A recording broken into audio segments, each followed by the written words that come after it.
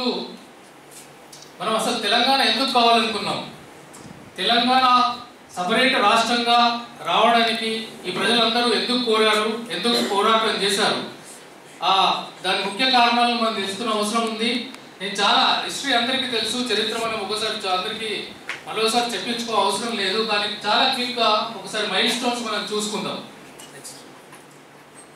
నేను after independence గురించి మాట్లాడతాను. ప్రీ ఇండిపెండెన్స్ నిజాం వ్యతిరేక జరిగిన పోరాటాల్లో అవన్నీ కూడా వేరు.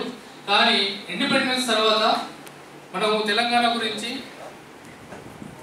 నెక్స్ట్ ఫస్ట్ పోస్ట్ ఇండిపెండెన్స్ లో 47-48 లో మనకు స్వాతంత్రం వచ్చిన తర్వాత కూడా దాదాపు 13 నెలలు కూడా నిజాం పాలనే గడిచింది హైదరాబాద్ స్టేటు.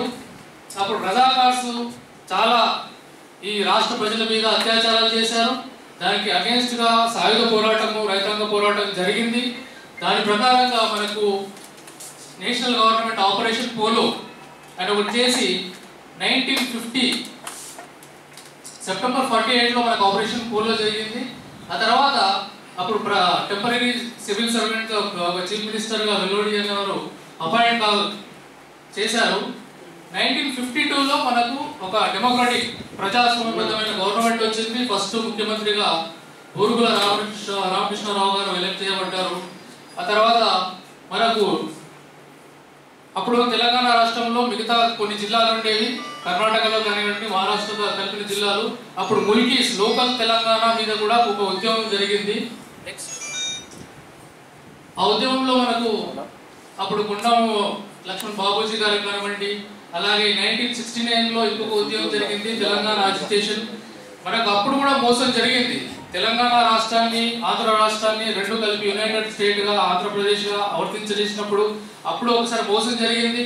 అలాగే 6 పాయింట్ ఫార్ములా, పెద్ద మనుషుల ఒప్పందం అది సరిగ్గా ఇంప్లిమెంట్ చేయనప్పుడు కూడా మనకు 69లో మరొక ఉద్యమం వచ్చింది, అందరికీ తెలిసిన విషయమే. అప్పుడు కూడా స్టూడెంట్స్ బాగా ఎత్తున పాల్గొన్నారు. నెక్స్ట్ ఆ తర్వాత మనకు తెలిసిన విషయమే, పోలీస్ ఫైరింగ్ లో దాదాపు 369 మంది విద్యార్థులు ప్రాణాలు కోల్పోయారు, అది రికార్డ్స్ ప్రకారంగా. ఇలా మనకు మూవ్మెంట్ అంతా జరిగింది, ఇదంతా చెప్పవలసిన అవసరం లేదు. కానీ ఒకటి ముఖ్యమైన అనాలిసిస్ ఇక్కడ వివరించవలసిన అవసరం ఉంది. ఎప్పుడైనా మూవ్మెంట్స్ ప్రజల నుంచే వచ్చాయి, విద్యార్థుల నుంచే వచ్చాయి. పొలిటికల్ పార్టీస్ ఉన్నాయి ప్రజెంట్ లో. అప్పుడు చెన్నారెడ్డి గారు 69లో పొలిటికల్ పార్టీ పెట్టారు. పొలిటికల్ ఫుల్ఫిల్మెంట్, ఒకసారి పొలిటికల్ పార్టీ యొక్క ఆస్పిరేషన్ ఫుల్ఫిల్ అయిన తర్వాత ఉద్యమం గురించి, ప్రజల ఆస్పిరేషన్స్ గురించి మర్చిపోయారు. అలాగే చాలా పార్టీస్ వచ్చాయి ఈ మధ్యలో కూడా. తెలంగాణ కూడా అలాగే పార్టీగా ఒక తెలంగాణ రాష్ట్ర సమితి కూడా అలాగే ఒక పార్టీగా అవతరించింది. People mode, people aspirants, people ప్రజలు ఏమనుకుంటున్నారు, ఏం కోరుకుంటున్నారు అనే దాన్ని క్యాపిటలైజ్ చేసుకోవడానికి పొలిటికల్ పార్టీ ఆ రోజు అవతరించి తెలంగాణ రాష్ట్ర సమితి 2009 వరకు కూడా ఎలక్షన్స్ పోరాటం చేసి, రిజైన్ చేయించి, ఎలక్షన్ చేయించేసి కొంతవరకు సక్సెస్ అయ్యారు. మాక్సిమం నా మటుకు నేను చెప్పదలుచుకుంటే ఫెయిల్యూరే అయ్యారు. 2009లో చంద్రశేఖర్ రావు గారు నిరాహార దీక్ష చేసి నెక్స్ట్ డేనే 24 అవర్స్లో విరమించారు. అప్పుడు ప్రజలు చాలా ముందుకు వచ్చి దాన్ని పెద్ద ఎత్తున అజిటేట్ చేసి ప్రజలు దాన్ని ఉద్యమాన్ని ప్రజల చేతిలోకి తీసుకొని చాలా కార్యక్రమాలు చేశారు. నెక్స్ట్ కార్యక్రమాలన్నీ కూడా మనకు కనిపిస్తాయి. అక్కడ సకల జనుల సమ్మె కానివ్వండి, ఉద్యోగస్తులు కానివ్వండి, అలాగే విద్యార్థులు కూడా చాలా మంది, వేల మంది ప్రాణాలు కోల్పోయారు. ఎప్పుడైతే ఉద్యమం ప్రజల చేతిలోకి వచ్చిందో, ప్రజల ఆస్పిరేషన్స్ ప్రకారం తెలంగాణ ఏర్పడింది. పొలిటికల్ పార్టీస్ అన్ని కూడా 2009లో అనౌన్స్ చేసిన స్టేటు దాదాపు 4 సంవత్సరాలు కూడా కేంద్రంలో ప్రభుత్వం పడకూడదని, అలాగే ఇక్కడ రాష్ట్రంలో ప్రభుత్వం పడకూడదని డిలే చేసి ప్రజలు ఎంత కష్ట నష్టాలు కోర్చుకున్నా కానీ ఈ రాష్ట్రం ఇవ్వకుండా మళ్ళీ ఒకసారి ఎలక్షన్స్ కోసమే ఇక్కడ మనం ప్రభుత్వము దీంట్లో ఎలక్షన్స్ లో గెలవలేమని అప్పుడున్న అన్ని పార్టీలు కలిసి తెలంగాణకు ఒప్పుకొని మనకు 2014లో తెలంగాణ వచ్చింది. అలాగే సుధాకర్ అన్న గారు ఒకసారి చూసుకుంటే 2011లో తనను అరెస్ట్ చేశారు, 1 year ఇంప్రిజన్మెంట్ కూడా చేశారు.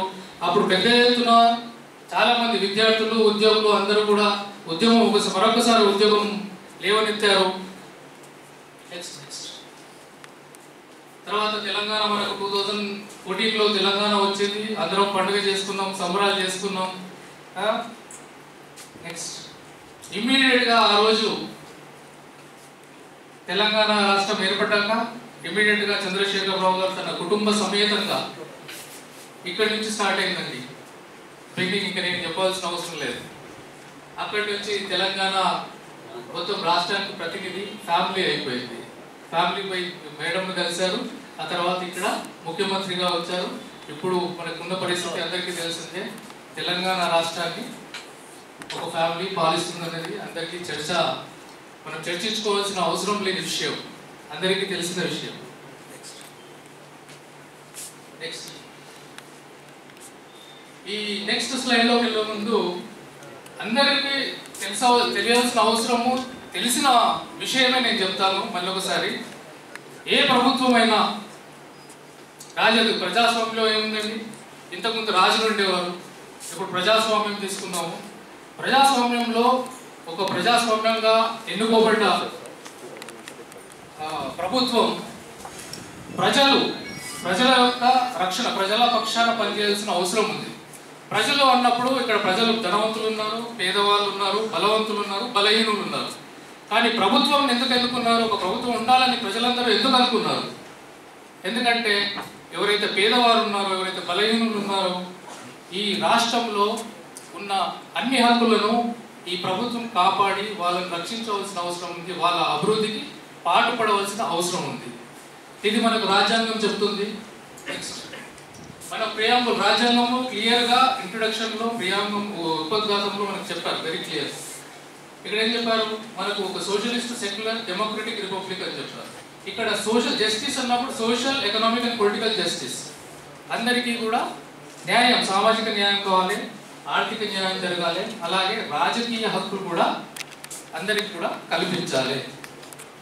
ఇది ఎక్కడుందంటే లిబర్టీ అన్నాము, థాట్ ఆఫ్ ఎక్స్ప్రెషన్, బిలీఫ్. మనకి ఇప్పుడు ఎక్స్ప్రెషన్, రైట్ టు ఎక్స్ప్రెషన్ అనేది ఎంత మంచిగా వైలేట్ అవుతుందో అందరూ కళ్ళకు చూస్తున్నాం. మొన్న రీసెంట్గా నిన్న జరిగిందే మనకు తెలిసిందే ధర్నా చౌక్ గురించి. అలాగే ఎంత కఠినంగా గవర్నమెంట్ పబ్లిక్ వాయిస్ను సప్రెస్ చేస్తుంది, ఎంత కఠినంగా అణగదొక్కుతుంది. ఇంతకుముందు హర్షవర్ధన్ రెడ్డి గారు మాట్లాడుతుంది, ఈ సభలో ఈరోజు మధ్యాహ్నం పూట మనం ప్రభుత్వ వ్యతిరేక సభను పెట్టుకొని ప్రభుత్వం పైన చర్చ పెట్టుకోవడం అనేది చాలా గర్వించదగ్గ విషయము. అంటే ఈ పరిస్థితుల్లో ఉన్నాం, కనీసం మన ఆలోచనలు కూడా మనం ఎక్స్ప్రెస్ చేయనున్నప్పుడు, ఈ ప్రభుత్వాన్ని ప్రశ్నించే హక్కును కూడా కోల్పోయినప్పుడు ఈ ప్రభుత్వం అసలు ఎలా మంచిగా పనిచేస్తుంది? దీని గురించి ఆలోచించవలసిన అవసరం ఉంది. ఇది మనకు జియోగ్రఫికల్ సినారియో. ఇప్పుడు లేటెస్ట్ మనకు ప్రభుత్వం ఏర్పడిన తర్వాత మనకు 1131 డిస్ట్రిక్ట్స్ అయ్యాయి. ఇది చాలా ఇంపార్టెంట్ కాదు, కానీ మనకు ఇన్ఫర్మేషన్ కొరకు ఇక్కడ పెట్టాము. నెక్స్ట్ ఇది సోషల్ ఎకనామిక్ సిచ్యువేషన్ చూస్తున్నప్పుడు కొంచెం మనం దీన్ని లోతుగా ఆలోచించవలసిన అవసరం ఉంది. మనము పాయింట్ 3, పాయింట్ 4 చూసినప్పుడు మన స్టేట్ సిచ్యువేషన్లో ఆల్మోస్ట్ ఇప్పుడు మనం దాదాపు 2011 సెన్సస్ అండి ఇది. ఇప్పటి వరకు మనకు 4 కోట్లకు పైగా పాపులేషన్ ఉంటుంది ఈ రాష్ట్రంలో. అలాగే రూరల్ పాపులేషన్ దాదాపు 60%, అలాగే అర్బన్ పాపులేషన్ 40%. అర్బన్ పాపులేషన్ పెరుగుతూ ఉంది. అర్బనైజేషను మనకైతే నగరాలు ఉన్నాయో పెరుగుతూ ఉన్నాయి. ఇది ఒకసారి చూసుకోవాలి. ఏ రాష్ట్రం అయితే ఏర్పడుతుందో మనకున్న వనరులు ఏవైతే ఉన్నాయో రిసోర్సెస్ పెడతాం. మనకు ల్యాండ్ ఎంత ఉంది, ల్యాండ్ పెరగదు. అలాగే ల్యాండ్ రిసోర్స్ ఎంత ఉంది, వాటర్ రిసోర్స్ ఎంత ఉంది, ఈ రిసోర్సెస్ కామన్ రిసోర్స్ ఫారెస్ట్ ఎంత ఉంది, ఇవన్నీ చూసుకున్నప్పుడు వీటిని మనము ఫర్దర్ ఎక్స్ప్లాయిట్, ఇప్పుడు జనాభా పెరుగుతూనే ఉంది కానీ దీన్ని పరిరక్షించుకోవాల్సిన అవసరం కూడా మనకుంది. ఎంతవరకు మన రాష్ట్రం స్టేట్ గవర్నమెంట్ పాలసీస్ కానీ విధానాలు కానీ ఈ ఎన్వైరన్మెంట్ ప్రొటెక్షన్ మీద, ల్యాండ్ యూజ్ మీద, వాటర్ రిసోర్సెస్ మీద విధానాలు ఎలా పనిచేస్తున్నాయి? ఇప్పుడు ల్యాండ్ యాక్ట్ గురించి మాట్లాడుకుంటే మనకు ప్రతి జిల్లాలో ఎంత ల్యాండ్ అక్విజిషన్ చేయాలి, ఇండస్ట్రియల్ కోర్ ఎంత ల్యాండ్ అక్విజిషన్లలో ఒక నిబద్ధత, నిర్దిష్టమైన సంఖ్య లేదు. ఏ జిల్లాలో ఎక్కడ అవసరం ఉంటే ఏ ఇండస్ట్రీ వాళ్ళు వచ్చి అడిగినా కానీ వాళ్ళకి ల్యాండ్ ఎక్వైర్ చేసి ఇచ్చేస్తున్నారు. కానీ ఇక్కడ ఒక పాలసీ నిర్ణయం, ఈ ప్రభుత్వం వచ్చే ప్రభుత్వాలు ఏవైనా కానీ ఏ జిల్లాలో ఎంత ల్యాండ్ తీసుకోవాలి, ఫారెస్ట్ ల్యాండ్ ప్రొటెక్షన్ ఎంతవరకు చేయాలి, ఇది ఒక నిర్దిష్టమైన విధానం ప్రతి రాష్ట్రానికి అవసరం. మన తెలంగాణ రాష్ట్రానికి ముఖ్యంగా ఇక్కడ అర్బనైజేషన్లో చాలా హైయెస్ట్ వెళ్ళిపోయారు మనం. ఇది అర్బనైజేషన్ మూలంగా చాలా చాలా పొల్యూషన్ కూడా పెరిగిపోతుంది, మనకు వాటర్ బాడీస్ కూడా అన్ని పొల్యూట్ అవుతున్నాయి. దీని మూలంగా హెల్త్ మీద కూడా చాలా ఇంపాక్ట్ ఉంది. కాబట్టి ఈ ఇష్యూ మీద మనము ఒక నిర్దిష్టమైన విధానం తీసుకోవాల్సిన అవసరం ఉంది.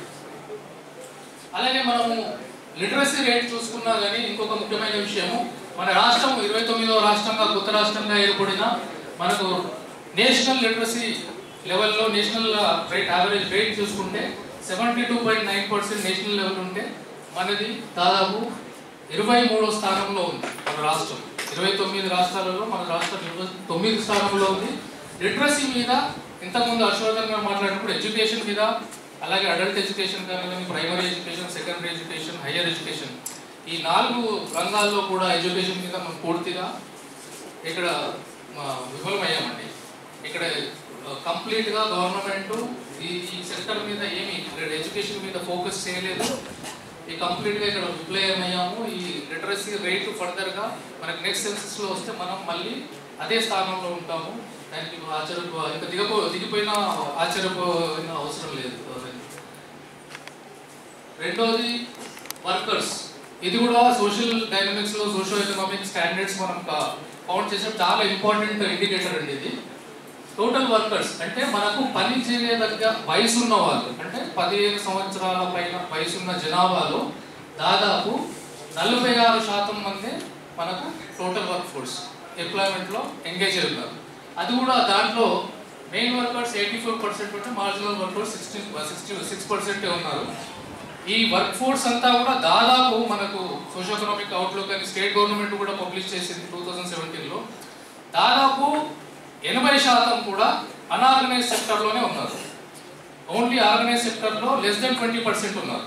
ఇప్పుడు అన్ఆర్గనైజ్ సెక్టర్ ఎంప్లాయీస్ కానీ వర్కర్స్ కానివ్వండి, వాళ్ళకు ఎలాంటి ప్రొటెక్షన్ కల్పిస్తున్నారు? ఇప్పుడు మనం రీసెంట్గా హైదరాబాద్లో ఊబర్ అండ్ ఓలా క్యాబ్స్ వచ్చాయి. వీళ్ళు కూడా అన్ఆర్గనైజ్ సెక్టర్లో ఉన్నారు. దాదాపు 500 crores వర్త్ ఆఫ్ వెహికల్స్ వాళ్ళ సొంత డబ్బు ఇన్వెస్ట్ చేసి బ్యాంక్లో నుంచి బర్డెన్ లోన్ తీసుకొని, ఇంతమంది కూడా దాదాపు 1,00,000 మంది డ్రైవర్స్, క్యాబ్ డ్రైవర్స్ వచ్చేసారు. ఇన్వెస్ట్మెంట్ కూడా వాళ్ళందరూ లోన్స్ బ్యాంక్స్ నుంచి లోన్ తీసుకొని వాళ్ళ పర్సనల్ బర్డెన్ వాళ్ళ మీద ఉంది. కానీ గవర్నమెంట్ వాళ్ళకి ఇలాంటి రక్షణ కల్పించింది. గవర్నమెంట్ ఉన్నప్పుడు వీళ్ళని దాన్ని రెగ్యులేట్ చేయాల్సిన అవసరం ఉంది కదా. ఆర్టీఐ ఏం చేస్తుంది, అలాగే ట్రాన్స్పోర్ట్ డిపార్ట్మెంట్ ఏం చేస్తుంది, ట్రాఫిక్ డిపార్ట్మెంట్ ఏం చేస్తుంది? వీళ్ళకి గవర్నమెంట్ వచ్చేటప్పుడు ఇన్వైట్ చేస్తున్నారు మల్టీనేషనల్ కంపెనీస్, వీళ్ళకి ఉద్యోగాలు వస్తుంది, ఎంప్లాయ్మెంట్ వస్తుంది. కానీ ఇక్కడ వాళ్ళని రెగ్యులేట్ చేయడం మర్చిపోతున్నారు. ఆ మూలంగా ఈరోజు ఓలా క్యాబ్ డ్రైవర్స్ కానివ్వండి, అలాగే ఊబర్ క్యాబ్ డ్రైవర్స్ కానీ రోడ్డు మీద పడే ఇదున్నా కానీ, రెండవది వాళ్ళ మీద ఆల్రెడీ ఒక్కొక్కరి పైన దాదాపు 5 లక్షల లోన్ బర్డన్ ఉంది. వాళ్ళందరూ రోడ్ మీదకి వచ్చేసేస్తారు. నెక్స్ట్ బ్యాక్ ఇక్కడ ఇంకోటి మన హర్షవర్ధన్ గారు చెప్పారు, ఆల్రెడీ ఇండస్ట్రీ సెక్టర్లో మనకు హైయర్ ఎడ్యుకేషన్, టెక్నికల్ ఎడ్యుకేషన్లో చాలా వేకెన్సీస్ ఉన్నాయి. అలాగే లాస్ట్ 3 yearsలో మన హైయర్ ఎడ్యుకేషన్, టెక్నికల్ ఎడ్యుకేషన్ ఈ కాలేజ్ ఫీజు రీఎంబర్స్మెంట్ ప్రాపర్గా చెల్లించకపోవడం మూలం కాలేజీలు కూడా ఈ లెక్చరర్స్ ప్రాపర్గా వాళ్ళు